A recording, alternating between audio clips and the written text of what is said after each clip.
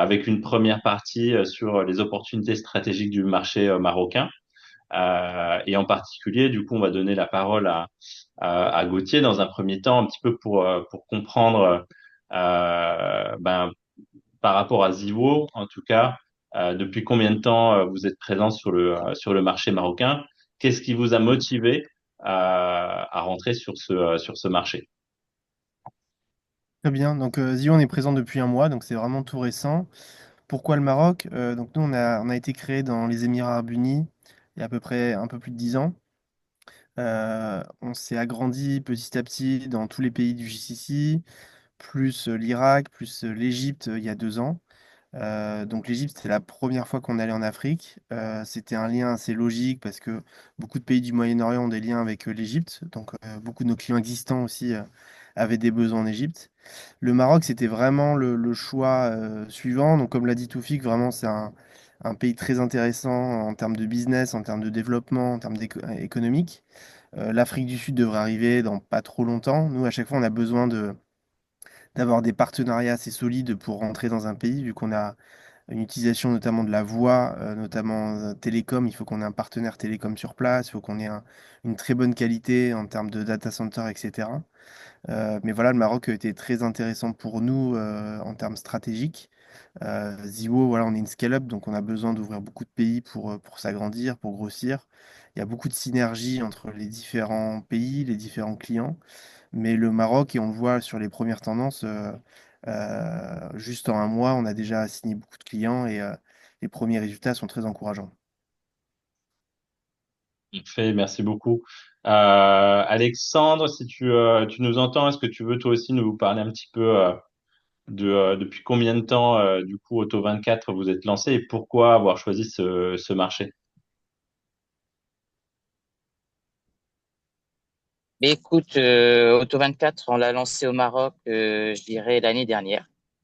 Donc, on a commencé à travailler sur le projet en février. Et une des premières choses que on a cherché à faire, c'était de trouver un local vu notre activité, qui est bien sûr l'achat et la vente de véhicules. Voilà. En parallèle, bien sûr, on a fait la création de la société et c'est quelque chose qui a été assez rapide. Et je sais que maintenant, je laisserai récemment parler que maintenant, on est sur des procédures maintenant même digitales et qui sont encore beaucoup plus rapides.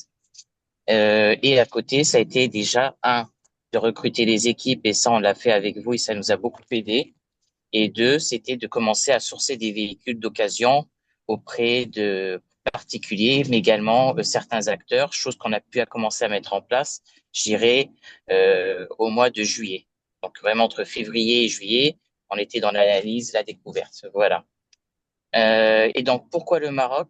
Tout simplement parce que nous, le premier projet, on l'a lancé en Côte d'Ivoire. C'était un peu le POC, le Proof of Concept, sur la région Afrique de l'Ouest. Et parmi notre roadmap, l'année dernière, on devait lancer 4 autres pays, dont le Maroc. Et bien sûr, le Maroc, on l'a choisi sur toute, je dirais, la zone Afrique du Nord. Déjà, pour tous les éléments qui ont été cités entre autres par Gauthier, mais également Taoufik, c'est ce côté dynamique. C'est un marché très actif et concurrentiel, très avancé sur plein de sujets. Financement automobile, par rapport à d'autres pays, on voit la différence. Le marché des véhicules neufs, c'est facilement à peu près 200 000 véhicules par an. Les véhicules d'occasion, c'est presque 500 000 et quelques véhicules par an. Et déjà des acteurs qui font de business model actuel au Maroc depuis quelques années. Donc,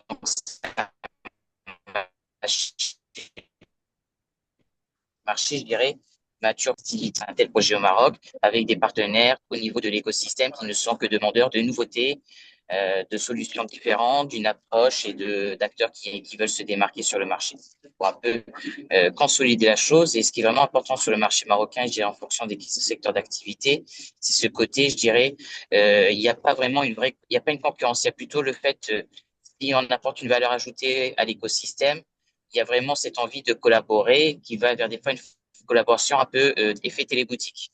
Voilà. Donc, ça veut dire que quand vous avez cet effet-là ici, c'est un effet positif, il faut dire tout simplement, parce que vous avez fait un truc qui était différent. Donc, les autres acteurs vont un peu s'inspirer de vous et vice-versa. Et c'est vraiment dans cette...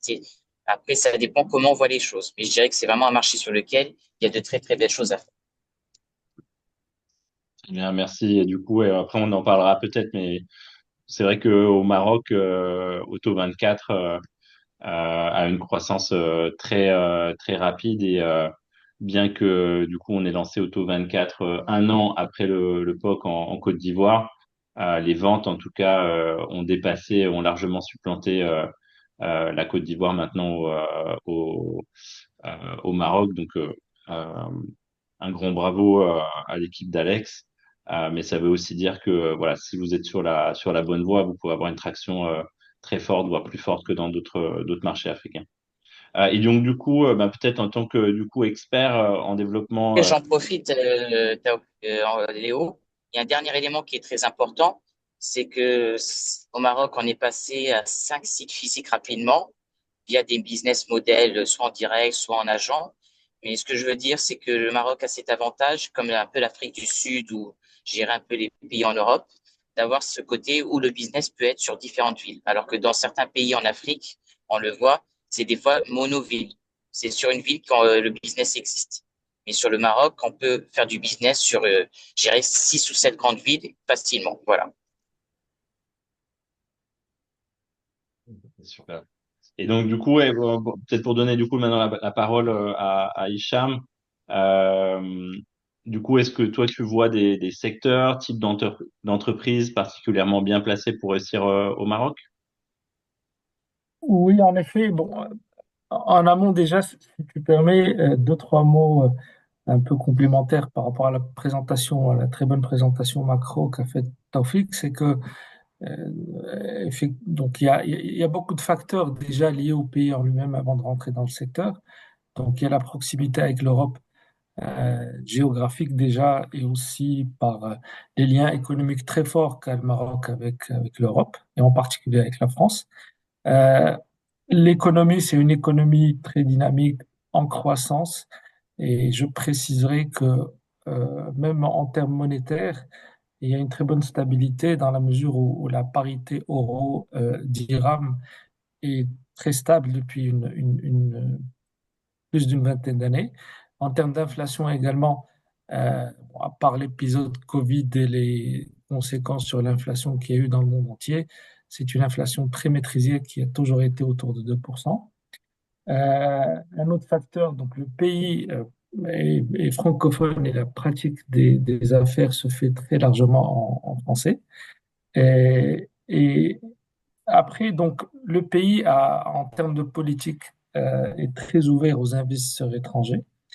Et donc, cette posture-là est donc encouragée et appuyée par toutes les réformes qui ont été faites et toutes les améliorations qui ont été faites pour attirer des investisseurs étrangers. Donc, il faut savoir aujourd'hui que le Maroc est placé dans le top 50 en termes de facilité de faire des affaires au niveau mondial. Donc, on est dans les 25, top 25% mondial. Il y a une très bonne infrastructure qui a été développée à tous les niveaux, infrastructure télécom également. Euh, et aussi le fait d'être implanté au Maroc par des accords de libre-échange qui sont signés par le pays, soit avec l'Europe, soit avec beaucoup de pays africains, soit avec les États-Unis même, permettent de non seulement toucher le marché marocain, mais aussi de rayonner sur l'ensemble de ces zones.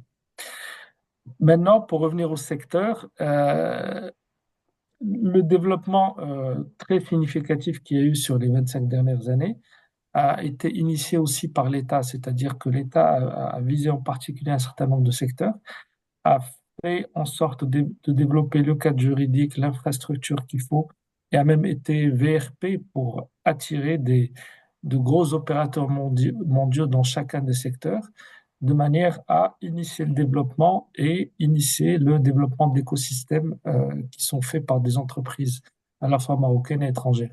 C'est ce qu'a fait l'État au tout début, il y a 25 ans, avec le tourisme. Elle a fait en sorte que Accor s'installe et ça a été la locomotive pour faire croître développer significativement le tourisme. Ça, dans l'écosystème automobile, donc aujourd'hui le Maroc est leader en Afrique. Ça a commencé il y a 2 décennies avec l'implantation de Renault.